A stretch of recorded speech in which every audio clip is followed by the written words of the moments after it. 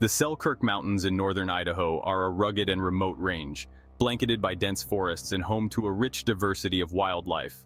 Among the whispers of the wind through the trees and the rustle of unseen creatures, there exists a legend that has both fascinated and mystified the residents and visitors of this wild region, the Legend of Bigfoot.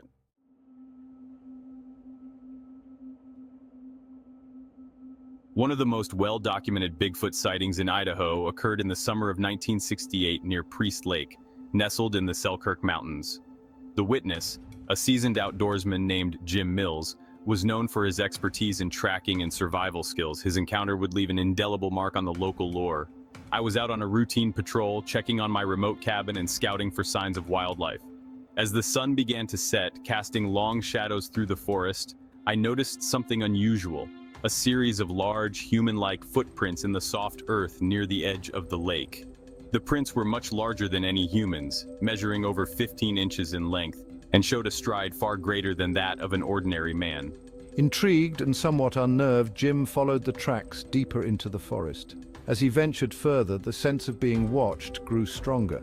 Suddenly, through the thick underbrush, he caught a glimpse of a towering figure covered in dark, matted hair. The creature stood upright, easily over 8 feet tall, with broad shoulders and long, powerful limbs. For a brief moment our eyes met. I felt a mix of fear and awe as the creature turned and silently disappeared into the dense forest.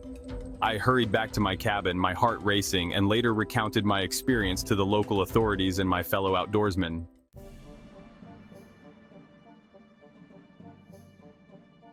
Chapter 2.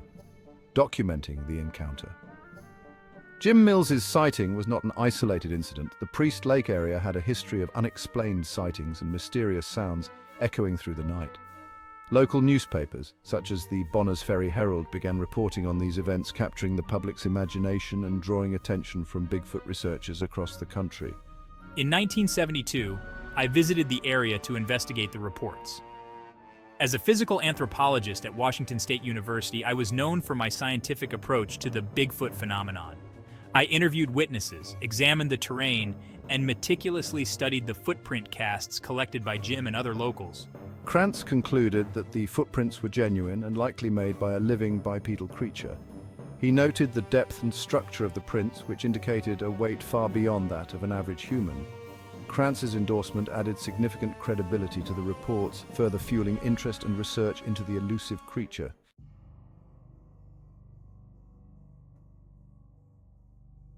Mike Conley's Tales of the Weird has Nobby returned, reported by Mike Conley. The legend of Nobby, North Carolina's infamous Bigfoot-like creature, re-emerges from the shadows to haunt Cleveland County once again. Once a mere ghost story from the late 1970s, Nobby's specter has seemingly resurrected, shrouding the rural area in fear and mystery. In the pre-dawn darkness of Saturday, June 5th, Tim Peeler of Cassar glimpsed a nightmarish figure outside his home near South Mountain State Park. Surrounded by dense woods and towering mountains, Peeler, a seasoned local, was unprepared for the terror that awaited him. A towering 10-foot monstrosity with a blood-curdling screech, like a nightbird, emerged from the shadows. It brandished 6 fingers on each hand, its body covered in matted yellowish blonde hair, and a beard reaching down to its navel. The eerie figure was nothing Peeler had ever encountered in his wildest dreams. Terrified yet determined, Peeler attempted to chase away the creature, only to see it return with an unsettling persistence. He resorted to shouting, his voice echoing through the still night, driving the beast into the dark recesses of the forest. The creature vanished, leaving Peeler and the community in a state of dread. Local authorities responded swiftly, arriving at Peeler's home around 3 a.m. Cleveland County Sheriff's deputies filed a suspicious person report after investigating the sighting. The responding sergeant confirmed that the Sasquatch legend had indeed plagued the county since the 1970s. The creature, once dubbed Nobby, haunted the area around Carpenter's Knob, north of Kings Mountain. During the winter of 1978 to 1979, a frenzy of Nobby sightings gripped the region, with a Charlotte TV station dedicating a special program to the eerie phenomenon. The day after Peeler's harrowing encounter, another unsettling discovery was made. Elbert Pork Lohman of Burke County stumbled upon a massive footprint in a tractor path on his brother's land. Measuring an alarming 8 inches across and 15 1/4 inches long, the footprint resembled a giant human print. Lohman, baffled and unnerved, declared it was no animal track. Something huge made it. Renowned Bigfoot hunter Tom Biscardi, intrigued by the chilling sightings, dispatched a team of investigators to the scene. Biscardi, CEO of Searching for Bigfoot Incorporated, ensured his team traveled from Alabama to scrutinize the mysterious footprint. A plaster cast was made, revealing a mid-tarsal break and dermal ridges, and even a nail mark gouging into the mud. The evidence seemed disturbingly real. The search intensified as Biscardi's team mapped out the trail, hoping to track the beast's movements. They spent a tense night in Cleveland County, while Rex Lai of Rex Allen Theater Presents led a TV crew to investigate potential hoaxes. Yet, no evidence surfaced to debunk the chilling discovery. The plaster cast now resides at Bozen Ballistics 8,360 Old Hickory. Curious and brave souls can witness the terrifying imprint themselves. For more on Biscardi's relentless hunt, visit searchingforbigfoot.com. With Burke and Cleveland counties so perilously close, one can only shudder at the thought of Nobby's next move. Will McDowell be the next to fall under the creature's sinister gaze? The hunters leave North Carolina with more questions than answers as an eerie anticipation hangs in the air. Reported by Freeman, a black, ape-like creature emerged from the shadows, locking eyes with Charles Edson as it passed by his hiding spot. "It knew I was there all the time," Edson said, his voice tinged with lingering fear. Bigfoot, Sasquatch, Marukarara, the giant mountain people. Years of tracking these alleged creatures have turned Edson into a staunch Bigfoot believer, providing him with the chilling tales that fill his first book, My Travels with Bigfoot. Edson's account, spanning from 1952 to 1967, is a rare first-hand narrative of face-to-face encounters with these enigmatic beings. Skeptics may abound, but not Crescent Publications of Los Angeles. They sent Edson a $1,500 advance for travels and organized a book party for Saturday at 7 p.m. in the Newark Pavilion.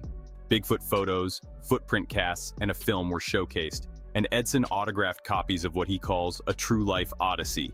Edson, more accustomed to the wilds of Northern California than the socialite circles of publishers' parties, is a burly logger and part-time deputy sheriff in Siskiyou County, bearing a striking resemblance to actor Richard Boone. Over 25 years ago, a Karuk Indian named Barry Harper introduced Edson to the eerie world of Bigfoot. While hunting, Harper showed Edson massive footprints, 15 to 17 inches long with large toes, resembling the grotesque footprint of a colossal man.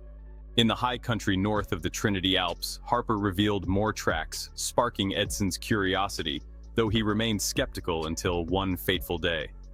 "I kept hunting and one day I found it," Edson recalled.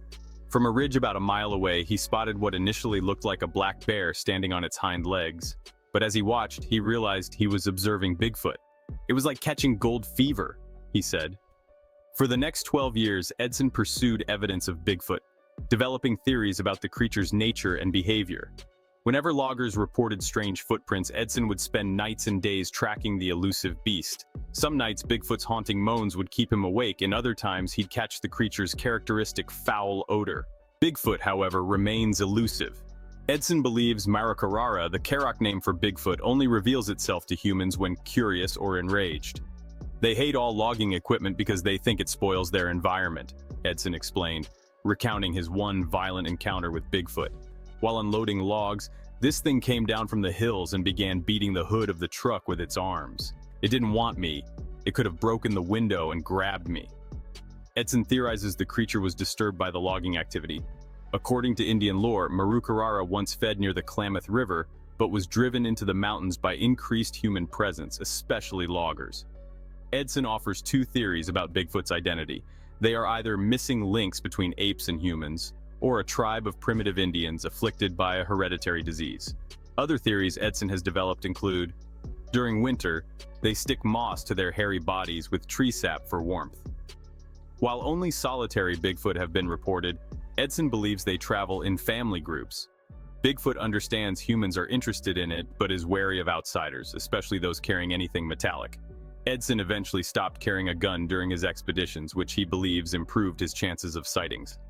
Bigfoot is cunning, erasing its tracks to remain undiscovered. Its bones have never been found. Despite Fremont's distance from Bigfoot territory, Edson's home is a shrine to the creature, filled with plaster casts of footprints and newspaper clippings. Though an ailment has kept him from tracking Bigfoot recently, he used his convalescence to write Travels. This summer, Edson promises to return to Bigfoot country, determined to find the definitive proof that has eluded him and other enthusiasts. And the ailment that sidelined him?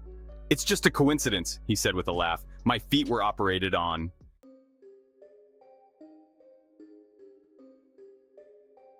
As we delve into the hidden encounters of Bigfoot, we are reminded that our world holds more mysteries than we can imagine.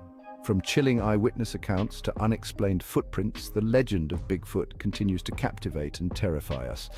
These strange tales of the past serve as a haunting reminder of what may still be lurking in the shadows. Thank you for joining us on this adventure into the unknown.